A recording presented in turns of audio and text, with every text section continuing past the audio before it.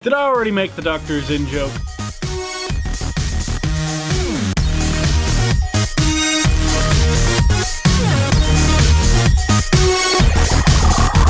Hello ladies and gentlemen, my name is Smiley. In case you forgot, I know it has been a very long time, and today I am very excited to be talking with you guys about the latest season of Doctor Who, Season 11, and of course our new Doctor, Jodie Whittaker. So I'm having a bit of a mixed relationship with this season, and I'm gonna start out with the positives. Huge positive, Jodie Whittaker herself. She is perfect as the Doctor. She just has this incredible on-screen presence, and she just absolutely nails this role. And I'm personally very happy to have her as the new Doctor. I love the companions too. Ryan, Graham, and Yaz are some of the most entertaining people I think I've ever seen in Doctor Who, especially as a group. They work really well as a group. There's really wonderful dynamics between all of them, and it really feels like a family living aboard a space and time travel machine. And everything between the Doctor and her companions is just magical. The interactions between the main characters on the show is just wonderful. It has the humor that it always did. It has the heart that it always did. I mean, they just work really well together. Aside from the protagonist's fantastic on-screen chemistry, there is a slight problem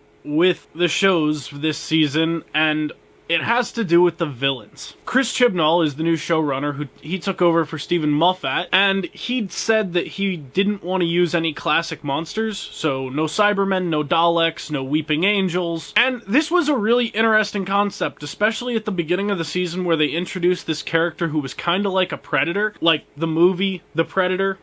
I thought it was pretty cool then, but then after that, the villains kind of got progressively weaker, and even my favorite episode of the season, besides the special, the third episode, the Rosa Parks episode, had one of the weakest villains in Doctor Who history. And this was my favorite episode of the season, and would certainly make a top 10 list of Doctor Who episodes if I ever made one.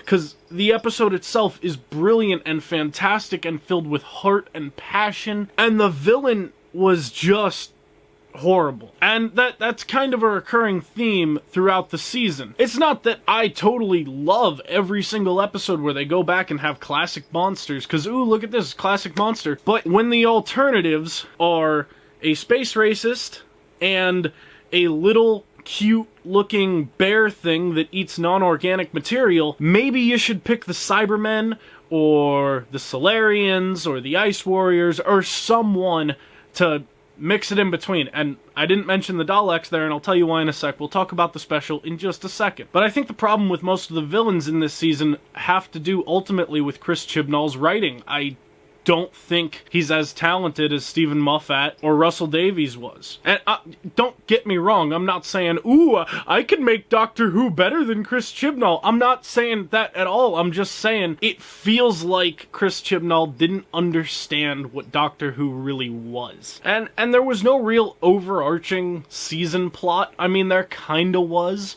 but not really. Not in any kind of meaningful way, like they've done in past seasons. And that was pretty disappointing to me. And yeah, I think a lot of the problems with this season really have to do with the new showrunner. Because like I said, I love the new Doctor, I love her companions, and I love the TARDIS design. The TARDIS looks super sick in this season. Like, check it out, guys. It just really felt like these were some of the weakest villains I've ever seen in a season of Doctor Who. And that was really disappointing, especially for such a strong Doctor. I mean, Jodie Whittaker is a really good Doctor. And so it's just a shame that she has to deal with these B-rate villains that don't really ever seem to have any effect on the overarching story or the Doctor's character or leave a lasting impact on her. I don't know, it just really feels like Chibnall missed the mark on this. But I'm going to talk about the special, because when I saw the last episode of the season, the Battle of Raxnor Av Kalos, or whatever the fuck ever it was called, I was not impressed. I thought that was probably the weakest episode of the season. Which, again, a total shame, because in the last few years, Doctor Who has given us some of the most incredible season finales directed by Rachel Talalay, who unfortunately is not back as director for this season in any capacity, which really sucks, because she was a brilliant director. And if you don't remember, she directed all of Peter Capaldi's Christmas specials and season finales. And she was just brilliant, masterful behind the camera, and she makes no directorial appearances throughout this entire season or the special. And I feel like the special could have really used her, because the New Year's special this year, they did a New Year's special instead of a Christmas special, which I personally could not give a shit about. I don't give a shit if it's Christmas or New Year's. I don't really care. I just want my episode of Doctor Who. But this episode had a lot of action because it was an episode featuring a Dalek, and so that in and of itself brings in a lot of action sequences and all kinds of crazy shit going on. And Rachel Talalay is brilliant at action sequences. The last two episodes of season 10, World Enough in Time and The Doctor Falls, some of the most action-packed episodes of the series, and of course Capaldi's finale, Twice Upon a Time, was also very action-heavy, and the action was all very, very well shot. And not that it wasn't well shot in resolution, it's just that I feel like it could have been done better with Rachel Talalay on hand instead of whoever they decided to get to direct these. But the special was really good. It was what I wanted out of a season finale of Doctor Who. It was action-packed, had a really strong story, really strong villain, and it's odd that the entire time that Chibnall was coming up with the villains for this season, they were kind of complete shit, and when he used the classic villain, it was the best villain of the season. So, I mean, maybe he'll learn from that for season 12, I don't know. I mean, I certainly hope he does, but overall, I do have to say, I did really, really enjoy this season. It had ups, it had downs, but the Doctor and her companions carried it all the way through, and definitely made it worth watching. Even the weak villains can't take down Jodie Whittaker. So overall, I'm very happy with the season, with the Doctor, and with this new group of friends that we have on screen together. I just really wish that the people behind the camera would get their shit together and start putting together a little bit better scripts, and I don't know, maybe digging into that pile of classic Doctor Who villains. Because honestly, if the episode with the best villain features a classic villain, maybe you should start using the classic villains a little bit more. And I'm not saying every episode, not every episode has to be a nostalgia throwback, you know, but I'm just saying every now and then, throw one in there, you know, throw a Dalek, a Cyberman. I would love to see a Weeping Angels episode with Jodie Whittaker. I think that would be brilliant. So, Mr. Chibnall, if you're listening, bring back the Weeping Angels! I totally just fucked up my camera by doing that, I know. But yeah, overall, I did really, really enjoy this season, and I can't wait for more. Unfortunately, there's gonna be no more Doctor Who in 2020, according to Chibnall and his team, and that's a shame, because I want to go on a little bit of rant about this, okay?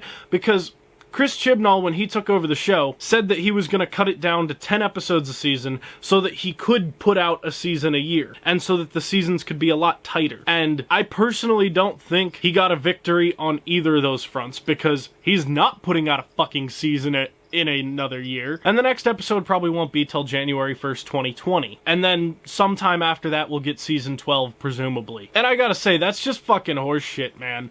Not only did he not make the season tighter and make the 10 episodes as good as he possibly could, he's also not gonna put out a season every year. Which is just, it's very, very disappointing, and it makes me feel like he has no passion behind this, like he's just like, oh, I'll write it when I have the time. I don't know if this will be a recurring theme with him. Are we gonna have just whole years without Doctor Who episodes with Chibnall running it? But aside from all that, aside from my rants and everything, I did really enjoy this season, and overall, I'm gonna give it an awesome 8 out of 10, because Jodie Whittaker really wins the day. I tell you, if anyone else was the Doctor, this season would have been like a 6 or a 7, maybe. But Jodie Whittaker really steals the show. Her and Ryan and Graham and Yaz are brilliant together, and I cannot wait to see more of them on screen. So yeah, that's been my review for Doctor Who Season 11, and of course the New Year's special. If you like this video, please remember to leave a like or a dislike, depending on how you're feeling today. Let me know down below. And as always, I want to know what you guys thought about this season, so hit me up in those comments below. Let me know your thoughts on the season, on Chris Chibnall as the new showrunner, Jodie Whittaker as the new Doctor, the new companions. I want to hear it all down there in those comments below. Thank you so much, you guys, for watching. Keep it kosher. Peace.